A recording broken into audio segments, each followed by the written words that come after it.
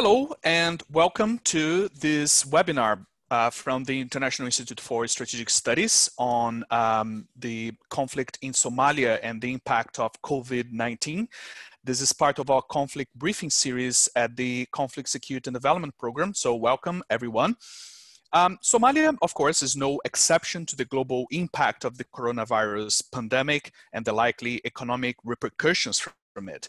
It is, however, one of the world's least developed countries and one of the most fragile in terms of institutional strength and capacity of the state in providing public services or public policies. And to make matters worse, close to 3 million people in the country have been internally displaced by violence, particularly that related to the armed conflict against the extremist Islamist group al-Shabaab.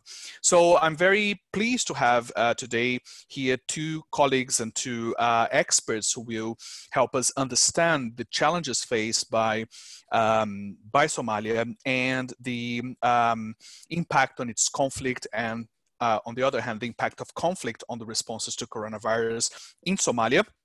So Eleanor Beevor is research associate in the Conflict Security and Development Program here at the IISS, where she specializes in non-state armed groups and environmental security. And Sakariye Cismaan is an independent Somalia analyst and writer, focusing on Somalia's politics and elections.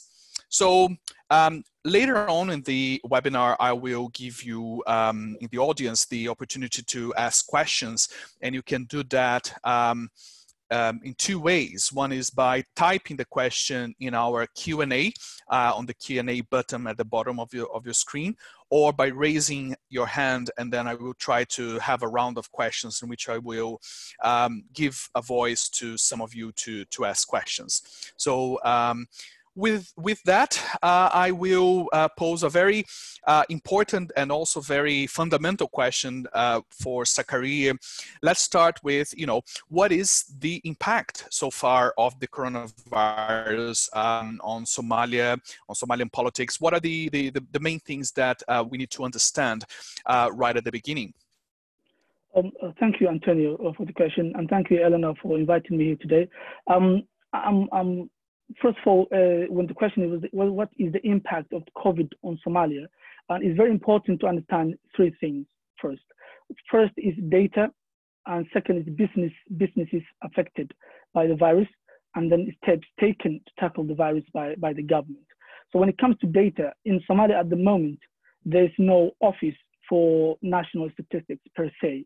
So there's no any entity that is responsible for collection and distribution of data. So the data we've been getting about the virus so far have been coming from the Twitter feed of the health ministry, and the website is not even up to date. At the moment, it stands that 2,452 people have been infected and 85 people have died from the virus so far. This is not an accurate data. The numbers do not represent what's happening inside the country at the moment for two reasons.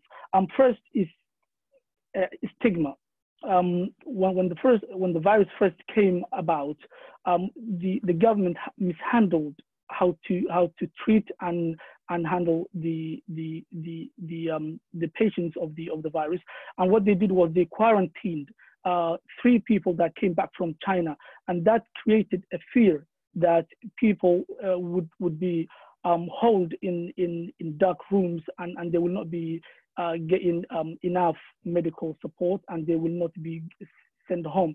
So everybody tried to hide if they had the virus or not. So that created a lot of people that had the virus but did not report it. The second is no adequate testing, and we know how difficult it's been for any country to test and all the people that needed to be tested. So that created that. So when you haven't tested the people that need to be tested, you cannot give an accurate number of the people infected. So those are the two things that really tell us that the numbers that the government is giving is not accurate. When you look at the picture on the ground, it's very difficult. It's very different.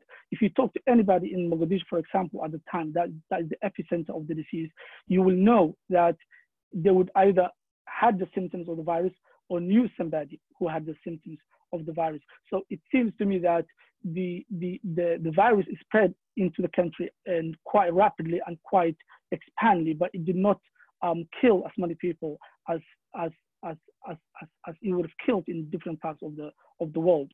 And when you look at the reports given by medics and funeral workers and grave diggers in Somalia, they've reported at the beginning that there's been an unprecedented surge in deaths during the COVID crisis. So if you look at the second issue, which is the businesses affected, at the moment, the government closed all the schools and universities, so all the staff from these institutions are out of work. International agencies like NGOs have either reduced services or closed down, and that created a lot of people that are out of work at the moment.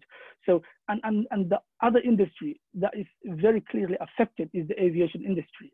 And I don't know how that's going to pan out in the future, if that's going to be, if that is going to have a long-term repercussions for that industry.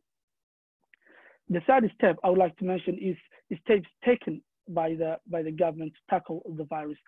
At the moment, there's only one hospital designated for patients of COVID-19. And as I said, schools and universities are closed.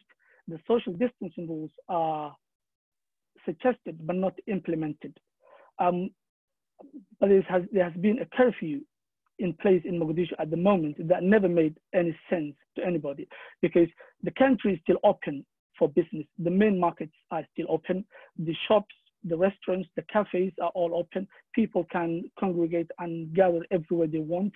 So to tell them to stay at home after 8 o'clock every night makes absolutely no sense. It made no sense to anybody. And also a lockdown, as happened in many parts of the country, is not an option in Somalia, because as we know, Somalia is a country struggling to emerge from a long conflict, decades of conflict. Most of the people are not equipped to stay at home for a long period of time.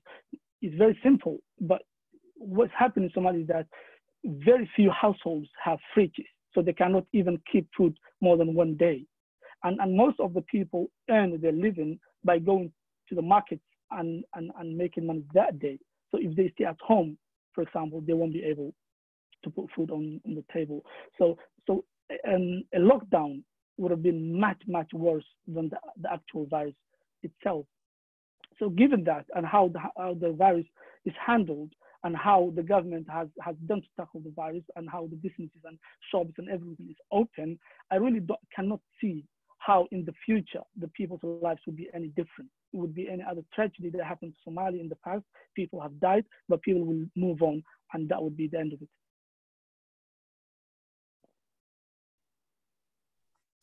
Sakariye, this year is also a year, or was supposed to be a year of political, or the start of political transition, with parliamentary election at the end of the year and a presidential election early next year. So how has the pandemic affected the political landscape in Somalia? I cannot say the epidemic has affected the election itself, but I would say that the election is, the pandemic is used an excuse to delay the election. So if you talk about the political landscape in the country at the moment, in general, when you look at Somalia, you would think it's moving forward, and you can see the positivity. And because we had successful elections, we had a successful peaceful transfer of power, so the country was moving forward. And then at the beginning of when President Mohamed Abdullahi Farmajo came to power and Prime Minister Hassan al-Khairi, you could see the tone change. Okay, the first year of its presidency, he sought to unseat Ahmed Ali Gelahab, the president of Galmudug, before his term could even begin. Okay, and then he attacked a prominent Somali politician at his home in the middle of the night without a warrant, and that attack really set the tone of this administration from a mild and tolerant one from the past to a hostile and really unpredictable one in President Farmajo's administration. The following year, it took over the election of the Southwest State, installing its preferred candidate. This administration also installed its preferred candidate in Galmudug, the election that took place in 2020 was not was far from fair and fair election. It also tried the same in Jubaland, which did not work, and also in Puntland. So when this current administration came to power, it had three major issues it needed to really resolve before we get to the next election, and that was finalizing the constitution. That hasn't happened, and it's been a very slow and long process, and it also would have addressed the federalization process in the country. And as we know, this administration has really the president in many occasions has expressed his desire to have a strong in the center and very weak peripheries, and that is what everybody believes his intentions were, to his hostility towards the federal member states. The second issue that he needed to address in his term was the Somalia and Somaliland talks that has stalled. It never happened during his presidency. And if you look at it, the Somaliland and Somaliland talks, it has direct effect to finalizing the constitution as well, because when you have half of the country still missing, you cannot hold a referendum. So that is another issue that he did not address that needed to be addressed. The third issue, which the law is passed, but it still has some pending issues, is passing the electoral law. Okay, there are four major sticking points that needed to be addressed that hasn't happened, and that is the seat allocation, which is very touchy and sensitive subject, because many Somali clans that share the same seat, parliamentary seat, live in different states of the country. That's a problem of clan and power sharing. And also some states really believe that they ought to have more seats than some other states because they believe they have more population or they are bigger in size. And also the second issue that is still missing from the electoral bill is getting the 30% of women's quota in parliament. And that has been a problem. And now women have 24% seats in parliament. So they still have 6 seats missing. And it's now suggested that all the seats that women now hold should only be challenged by other women. So no man should run for these seats, which is very undemocratic. You're now telling some parts of the population, the men in those clans, that they cannot run a seat in parliament because a woman is holding it for them. So, and I cannot think of any other system in the world which that is the case.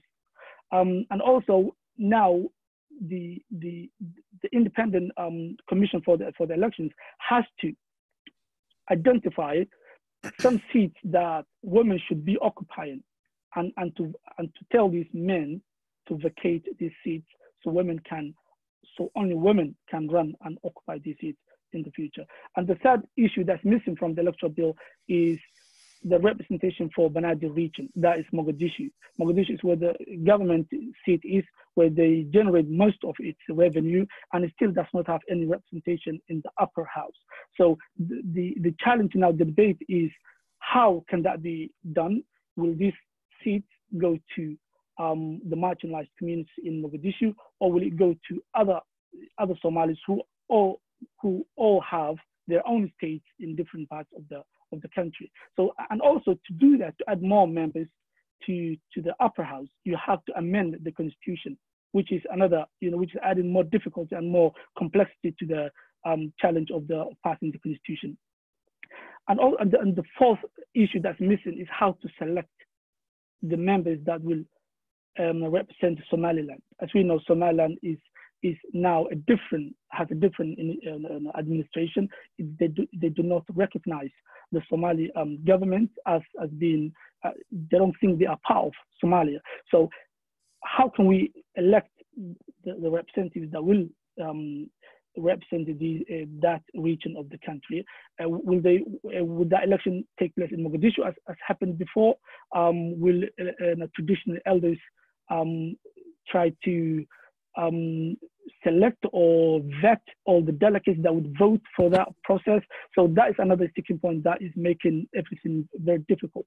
On Tuesday, the Speaker of the Upper House, the Senate, urged the President to hold talks with federal member states so they can talk about a model for the elections, because now the consensus in the political establishment is that one person, one vote can take place in Somalia at the moment, because the security challenge is still there. That was there during the past elections. So he did that, and then the president opposed that. And then yesterday, the United States released a statement urging the president to hold talks with the federal member states. In that statement, it is very important to know that the United States called the president of Jubaland a president, when we know that Mogadishu does not recognize the administration because of the problems that happen around the elections. So I believe that talks will take place, and I believe that it will be realized that one person, one vote will take place, and technical extension will happen. And I believe that, I don't know if it's going to be a year from now or a year and a half from now, but I believe it will be another indirect election as happened in 2016 and 2012. It might be a little bit different. It might be more delegates added to it now. It might be more inclusive, if you will. But I think it would be another indirect election, and that would be what's going to happen in the future. But I think the election will happen. But I think it's very important to say that when all is said and done, holding a regular election at this point in Somalia's history is very important, because holding elections is the one thing that we have successfully done every 4 years for the past 20 years, and that should be protected. Right, thank you. So Nella, with this background of political tensions, but still hopes of democratic elections taking place, how is the substantial international peacekeeping presence via the African Union Mission for Somalia, AMISOM, acting or responding to the security crisis in Somalia? Are there any hopes that a potential drawdown will begin anytime soon? Thanks very much, Antonio, and thank you, Sakariye, for the great introduction. So, as of May the 30th this year, AMISOM's mandate has been renewed to February 2021, and that leaves 19,626 troops in the country, not including the police component. So it appears that withdrawal is not planned for the next year, then the reason given was preparations for the election. There's been a lot of ink spilled assessing AMISOM's successes, and that's not an easy task, and it's not one that I'm going to try and recreate today. But there's still a few interesting benchmarks we can reflect on to consider how AMISOM has progressed and to consider its future. And one of the main benchmarks is obviously the state of the Somali security forces, especially the Somali National Army, or the SNA, which AMISOM is meant to be handing over security responsibility to directly. But it's also interesting to look back a year or so to the concept of operations that AMISOM adopted in February 2019. So that document outlined what were going to be the operational priorities that would theoretically guide the mission to withdraw and to hand over by December 2021. That concept of operations was divided into 3 phases of time, and phase 1 was meant to have been completed by June 2019. The phase 1 goals were to recapture and hold the key towns and roads to the west and southwest of Mogadishu, and especially the Mogadishu-Baidoa road going up to the northwest. Phase 2, so theoretically the current phase, aims to continue this process of retaking and holding territory, but with the SNA taking on more and more operational roles. And phase 3, due to begin in December 2020, should theoretically see Somali security forces leading all the major security operations, including offensive operations. it's not fair to expect things to go exactly according to plan in conflict zones. And this was, I think, always an extremely optimistic timeline. So I'm going to quickly run through an optimist's view of the situation and a pessimist's view of the situation. I think the optimist could say that while the phase 1 goals weren't accomplished by June last year, they are underway now. They are also in that process, including a larger operational role for the Somali forces that was envisioned in phase 2 anyway. If we could have the map now, please. So in April 2019, the Somali National Army and AMISOM began joint operations to retake and to stabilize a number of the towns along the Shabeelle River, which are marked here. So these towns are strategically important for several reasons. The Shabeelle Riverine area is one of the most fertile areas in the country. It's critical to Somali food security. But it's also the area that al-Shabaab uses as a corridor into Mogadishu. So the group builds larger bombs for complex attacks in these areas, and it's got a pipeline of fighters moving between the city and the Shabeelle area. The joint operations between the SNA and AMISOM, known as Operation Badbad, they've made intermittent progress. They were delayed by the Guru rainy season and more recently by flooding, but they have succeeded in capturing a number of the key towns. So late last year, they took Barire, El Salini, Sabid, and Oudhegle. And then in March, they also retook Janale. And the SNA units have had significant operational responsibilities in these efforts. And quite unusually, this wasn't limited to the US trained Danab special forces, but it also included regular units. So far, they've held these towns, and in some of them, the SNA has been at the forefront of stabilization efforts.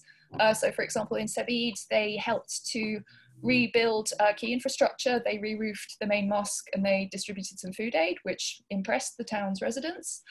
And these operations do also perhaps seem to be denting some of al-Shabaab's capabilities, and we'll come back to that. However, the pessimist view could say that these victories are very far from assured and that the major structural issues within the SNA are still very present. And likewise, the Somali federal government is a long way from being able to provide for these citizens. USAID says it still doesn't feel able to conduct its stabilization programs in these recently recaptured areas. And certainly there have been hit and run attacks by al-Shabaab on these newly recaptured towns, including in the last few days. And very unfortunately, 2 days ago, civilians were also caught in the crossfire between AMISOM and al-Shabaab, and several civilians were killed. The Mogadishu-Baidoa road is still not secured, and so the objectives set out in phase 1 are still far from complete. So for example, one of the specific phase 1 objectives was to recapture and hold the town of Liko, which you can also see on here. But on May 22nd this year, so just a few days ago, a very senior al-Shabaab tax official was killed there, which suggests that al-Shabaab still has plenty of infrastructure in the town, even when the territory is contested. More generally, Somali National Army is still struggling to hold its own forward operating bases in southern Somalia without AMISOM support, which doesn't inspire much confidence in its ability to hold territory. In terms of the security sector reform efforts, there are individual military training programs that do appear to be having some positive effects, but these programs can only handle small numbers of SNA soldiers at any one time. Likewise, there have been improvements in the regularity of SNA pay thanks to biometric registration and to electronic payment transfers. But that said, official pay is still extremely low. It's between $75 and $150 for soldiers, depending on ranks, and slightly more for officers. And this doesn't cover an average person's expenditure. It has a serious effect on morale. And more concerningly, it encourages the security services to offer their services to other buyers. And there's still serious concerns around human rights violations by the army.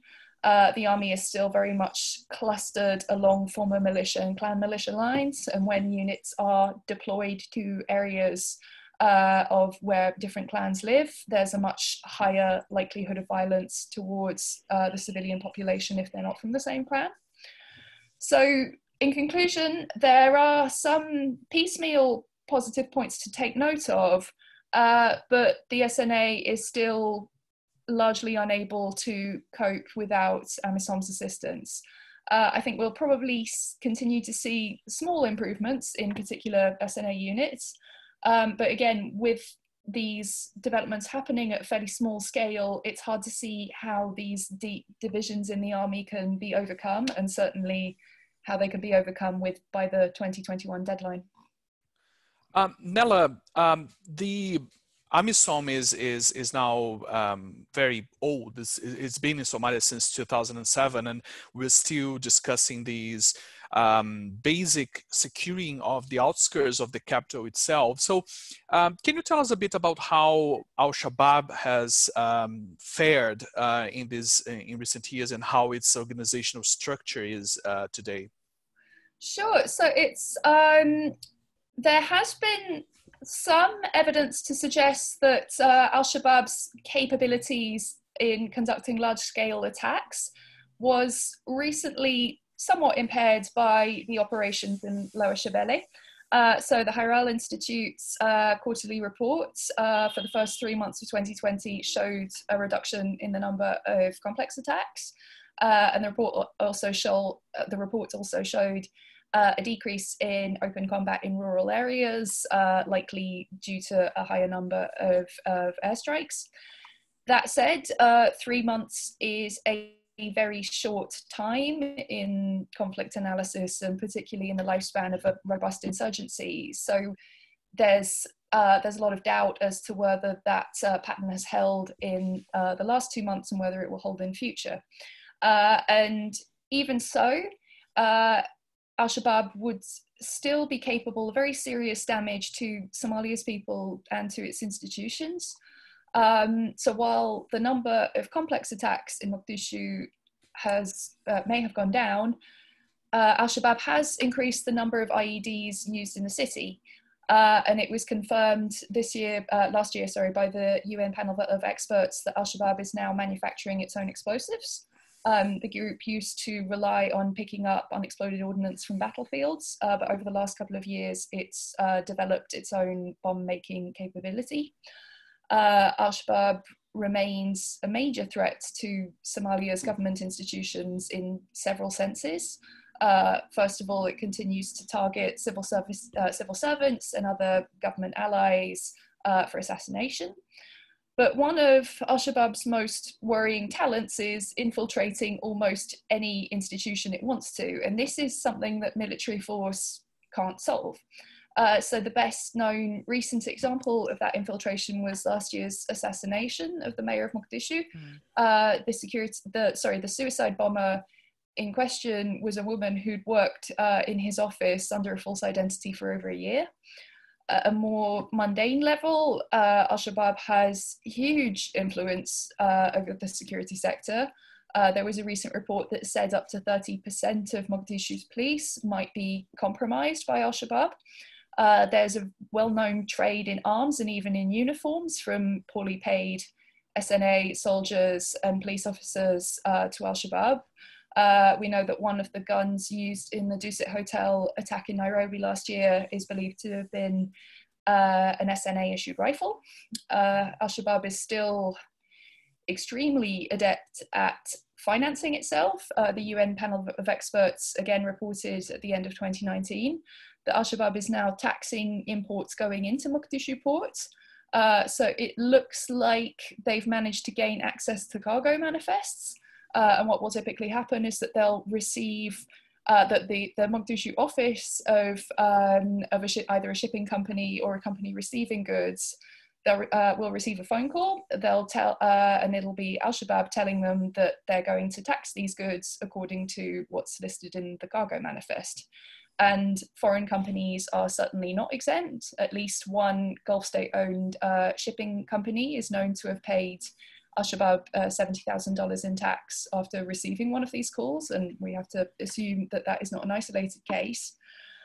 More broadly, they continue to tax Somali citizens for all manner of reasons, with the implicit threat of violence if they don't comply.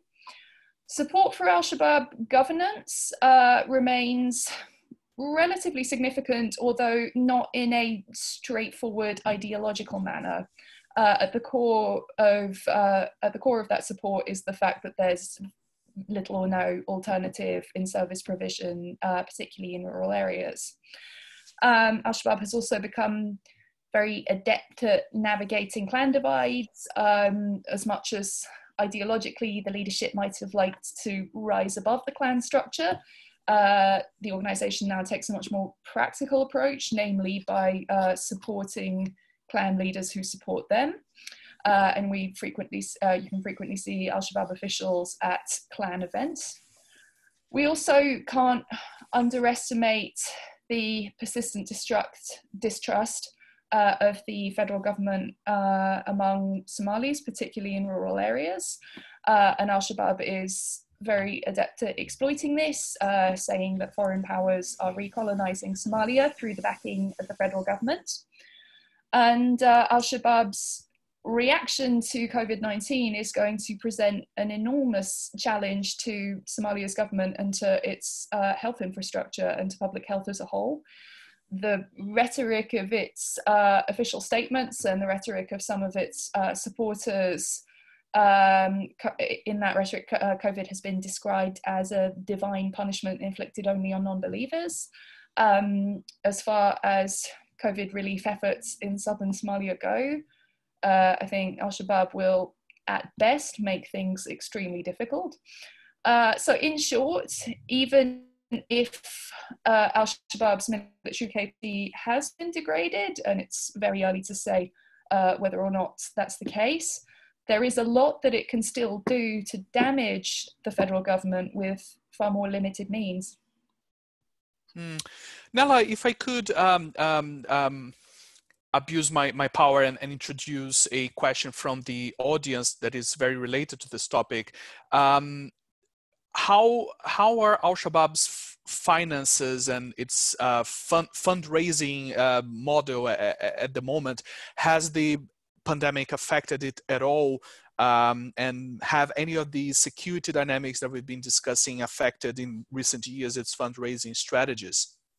I have not yet seen any evidence to suggest that COVID-19 is impacting its finances. It's quite possible that, for example, as global trade slows down, it's going to be able to make less money off of the back of global trade, for instance, by taxing imports into Mogadishu port. Looking back a bit further, one serious dent that was put in al-Shabaab's finances was not so much the result of a military effort, but was rather a clampdown on charcoal exports coming from Somalia and being resold in Iran, Iraq, and a few other states. I can't give you figures, I'm afraid, but they certainly would have lost several $1 million as a result of that trade being clamped down on. However, yeah, what we do know of al-Shabaab is that they're extremely good at finding new ways of making money, and also that their old ways of making money are reliable. So as much as Sakariye said very well, a lot of Somalis will have no choice but to continue with business as usual in order to sustain themselves. That will involve movement, and al-Shabaab makes a lot of money taxing people at roadblocks, for example. So I can't see a huge dent in their finances coming from COVID specifically that isn't related to the global slowdown in trade.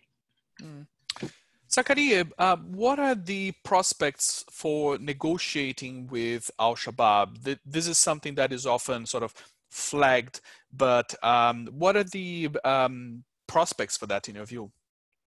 I really think before we can discuss that, it's important to talk about their capability at the moment, as you know, not repeat what Eleanor has been saying, but I believe that al-Shabaab is well situated to continue fighting inside Somalia indefinitely.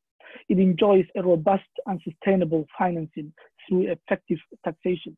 And we just heard the reports of them taxing the Mogadishu port. So they are not in dire situation when it comes to money. Okay. The attacks also, they time and again demonstrate their ability to conduct high-profile attacks. But after even punishing drone strikes from the Americans, al-Shabaab has been able to execute major operations in Kenya and in Somalia. More attacks in 2018 than 2017, and we know 2017 was when they carried out the biggest terror attack in Somalia ever, killing more than 600 people in one day in one single explosion. They carried out third biggest single attack in December of just last year, killing more than 90 people. The first 2 weeks of 2020, they carried out 5 attacks in Kenya. So it's not even in Somalia now, they can carry out these 5 different attacks in schools and buses and military base, killing 3 Americans and a police station inside Kenya. So we know that is how powerful, they're still as powerful, as still financially stable, is still influential inside the Somali society. And also we know that the Pentagon recently considered that the joint Badbad operation that Eleanor was talking about, that meant to secure rural areas in south of the country, has made a very little progress. And that is showing us a signs of apathy coming from the international community. And we know that the AMISOM mandate is being renewed every 12 years, but that could really, that's not something that's guaranteed. And so all the elements that would compel them to negotiate are all missing.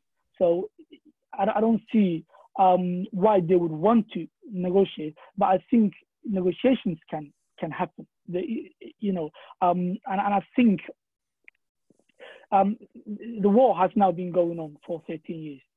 And the inability to decisively defeat al-Shabaab leaves Somalia for just 2 options: a negotiated settlement, talk to them, give them what they want, give them posts in government, or a prolonged fighting, which is what's been happening for the past 13 years.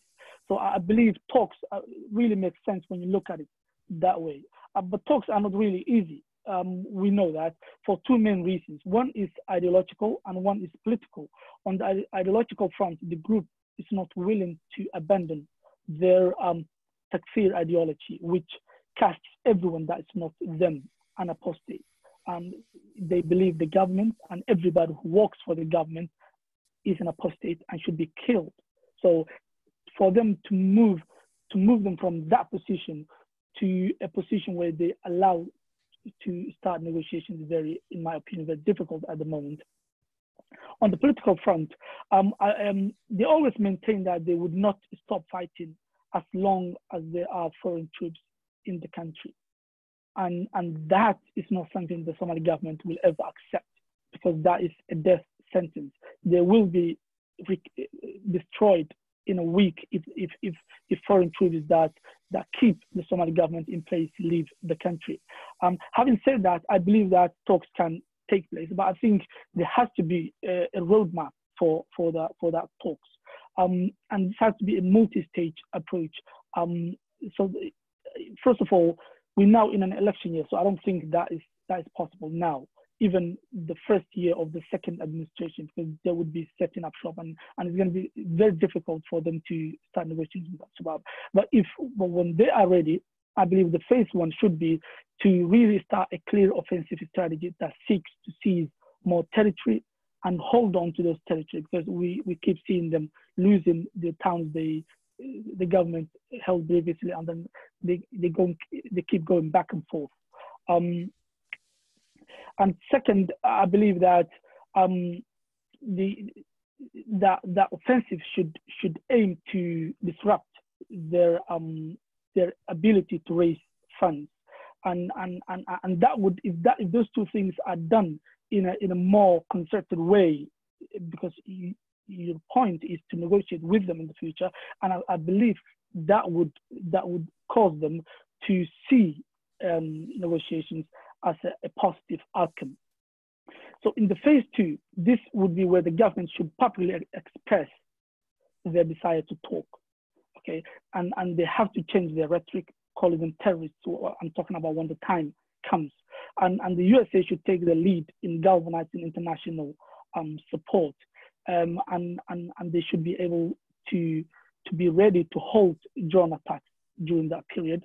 And I think the United States should also be prepared to delist the leaders of the organization, which are now designated as a terrorist organization.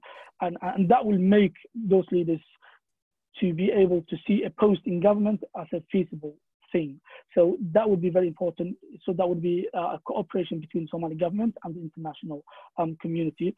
And also, this has never been tried before, but the government should explicitly say they will give them government posts if they abandon their extremist ideology. That would be something that will really sort of show cracks in their amongst them, to see who are the moderates, who are the extremists, and who are willing to come and work in a future Somali government that is a government of national unity. Thank you. Sorry, Sakariye. Let's move on to some of the questions. Otherwise, we won't be able to cover them. Some of them are also directed at you. So, one of the issues that have been raising in quite a few questions is the presence of other, broadly speaking, non-state armed groups, particularly warlords, and what, and that's my addition, what could be perhaps termed militias, in the sense that some factions within the national security forces are perhaps not as tightly integrated and loyal to the state and the government, and remain loyal to perhaps warlords and national clan and tribal affiliations. So to what extent the presence of warlords in Somali politics, be that in Mogadishu or in the federal states, present obstacles to peace and to the political process in Somalia, especially in view of the elections. Also, remaining within the al-Shabaab theme, what are the sourcing for the majority of its recruitment? Is it the disillusioned, mostly male youth? Is it a switch in allegiance from the Somali National Army to al-Shabaab? What has been sustaining this continued ability of al-Shabaab to recruit? There's also a question here related to the elections. Actually, someone in the audience writing that perhaps the elections should be postponed, that Somalia is not ready to conduct elections in a scenario of the pandemic. But that's again my addition. I have also seen the opposite argument, that it would be worrying for the embryonic Somali democracy for elections to be postponed. So what are your views on these issues? Perhaps starting with Nella and then moving on to Sakariye. Sure. If I may, I'll let Sakariye will speak far more eloquently than me about elections, so I'll leave that to him. On the notion of militias and on warlords and sort of, I suppose, smaller non-state actors, yes, absolutely. To say it's a significant problem slightly understates the case. I think that one of the biggest obstacles to resolving the militia issue is actually politics again.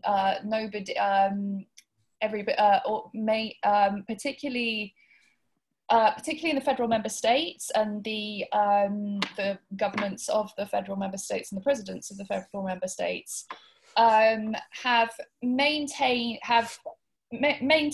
their own security forces that are under the national security architecture, theoretically meant to be absorbed into the Somali National Army and into national rather than federal structure, though with still forces assigned to particular federal territories. The sticking point is that there is so much distrust between the federal states and Mogadishu that the federal states do not want to compromise the independence and their control over these forces. So I think there's going to be tremendous reluctance, and you could say that about all sorts of quasi-units within the Somali National Army. There's an instrumental attitude to joining the army. It serves certain purposes some of the time, but there is still a great deal of advantage for these actors to maintain that degree of independence. On recruitment, I think the main factor that has sustained Shabaab recruitment is actually the diversity of how it recruits, and also the diversity of motivations of people joining it. So I haven't seen any very recent quantitative studies, but there was one a few years ago, around about 2014, suggesting that I think it was about 25, possibly higher, a very significant proportion of fighters admitted joining primarily for money. They had no alternative source of incomes, and that is a very significant factor. Some people joined for religious reasons. Some people joined out of political grievances. Then there were within rural areas, particularly now, there is also a great deal of forced recruitment by al-Shabaab. It's quite often that they will press clan leaders and local authorities into supplying them with a quota of young fighters, including child fighters. I'll pass over to Sakariye now. Yeah, thank you. On the election, I think the whole question of holding elections this time comes from the fear that the current administration will seek a term extension, and because that would be necessary to hold elections. And I think that is why, I mean, as we know, no president was elected twice in Somalia's history. And I think the president, knowing that, so maybe just speculation, just thought that he would, add 2 more years and then maybe just leave. And to do that, you have to have an excuse for it. And the excuse was something he started from the get-go when he was first elected. He said that we will take the country to a one person, one vote situation. And that we all knew all along that was a very difficult thing to achieve. And now we are in an election year, and we've got all these issues that I mentioned earlier that are not resolved yet. And we know that the security is still bad. I believe that a term extension will happen, but I don't think it's due to the COVID-19 crisis. It's to technical issues that is surrounding our constitution and the seat allocation and so on. So I think an election will happen, but it's probably next year. But I don't know how that will look like. So I will now give a chance to one of our attendees to ask a question. So none less than our former colleague, Andrew Chi. So Andrew, please go ahead. Thank you very much, everyone. And thank you for the panel for this lovely webinar. My question is, given that Kenya has decided that it's going to withdraw its troop contribution or its troops from Somalia as part of AMISOM, what security arrangements are going to put in place to deal with the security issues that obviously we know are there, but also how will the elections be dealt with, particularly because this is going to pose a particular security threat as well? Shall I start with that? Hi, Andrew. Sure, I'll quickly cover Kenya. I think the latest document that they released, which was about 3 weeks ago, was more or less there was outlining their own particular role within the context of the AMISOM withdrawal. So it seemed that to my knowledge, they're not planning on doing withdrawal earlier than December 2021. That document was interestingly very explicit about its ambitions to create a security buffer zone in Jubaland in order to secure its own border from cross-border attacks. And they have a persistent ally in Ahmed Madobe. And I imagine that they will, somewhat to Mogadishu's irritation, continue to support him, and that will have, I'm sure that's going to have some consequences for Jubaland's relationship with Mogadishu as a whole, and maybe Sakariye has more on that. Thanks. Yeah, if I could add, we know that Kenya and Somalia are now in a dispute over a maritime case that is now in the international court, and I think Kenya tries to use that, it tries to use its troops inside Somalia to pressure Mogadishu. But I don't think they will leave, because it's not really beneficial to them. As you said, they have the troops there as a buffer zone to begin with. So to withdraw would mean risking their own security and risking a cross-border attacks. So I don't think it will happen, but it will use it as a political tool to pressure Mogadishu. So I don't think it will happen. Thank you. So I think this might be our last round of questions.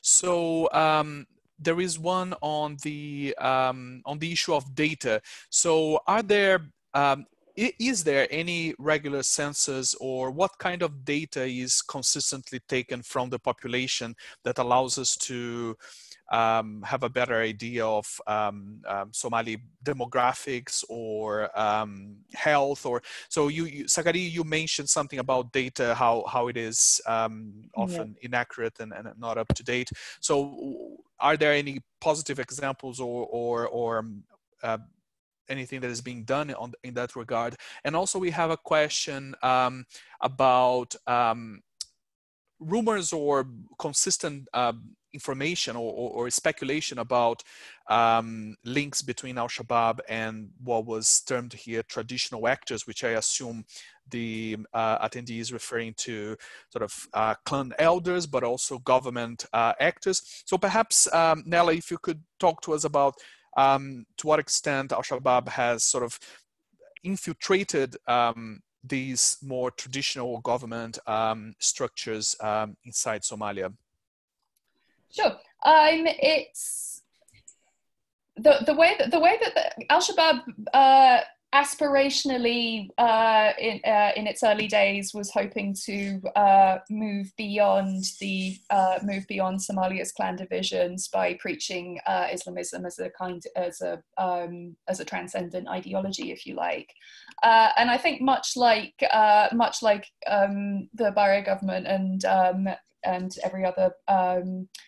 every other administration since, they found that they have been unable to do that, and so have instead settled for a much more pragmatic approach, and in al-Shabaab's case, that essentially involves rewarding those who offer their support. We can't, again, in areas that al-Shabaab controls for part, if not most of the time, if not all the time, they are one of the kind of main organizers of service provision, justice, and social life. So clan elders would run tremendous risks, not just to their authority, but to their lives by trying to go up against that. So many of them, it's safe to say, have very little choice. That said, there's also advantages. There's also advantages for particular clan leaders to lend their support to the organization, particularly in the context of interclan disputes. Al-Shabaab has also, I'd say, taken on taken on a responsibility in mediating inter-clan disputes, which is interesting. They have, which suggests that they've given up on pretending that they work outside of clan structures. They're now significant actors in their areas in mediating inter-clan disputes, and likewise in areas where they do have supportive clans. We see their presence in clan events and in broader aspects of clan life. And Sakariye may have more to add to that. Yeah, on data, as I said earlier, at the moment in Somalia, it does not have any entity that's responsible for collection or distribution of data. And that is, because Somalia has had more challenging issues than that. And also the country is not secure enough to collect data all parts of the country. So it doesn't have that. And also there's been some sort of a preliminary a census done in 2015, I believe, but it wasn't done properly. But it created a lot of controversy around federal member states, because each state all of a sudden said that is a lie. We have more people in us than said in the report. So I think the government knows that, and without having a proper sort of organization that can conduct a census or can collect data on how many the demographics of the country, I don't think they're still willing to do anything about it. But at the moment, the answer is there's no entity that is responsible for collection of data at the moment. Thank you. I think this is all the time we have today. I would take this opportunity to blatantly advertise some of the events that we are doing at the Conflict Security and Development Program, because we've just introduced 2 series of events that might be of interest to you who are watching us. One is being led by Eleanor herself on the environmental security briefing, which explores issues related to environmental security, climate change, food security. So keep an eye out on our website. And the other is admittedly led by me, urban security briefings, which explores, as the name implies, the dynamics of urban violence, urbanization, and conflict affecting urban areas. If you have an interest in that, please keep an eye out on our website and social media. So thank you very much for joining us and for watching us today, and I will see you next time.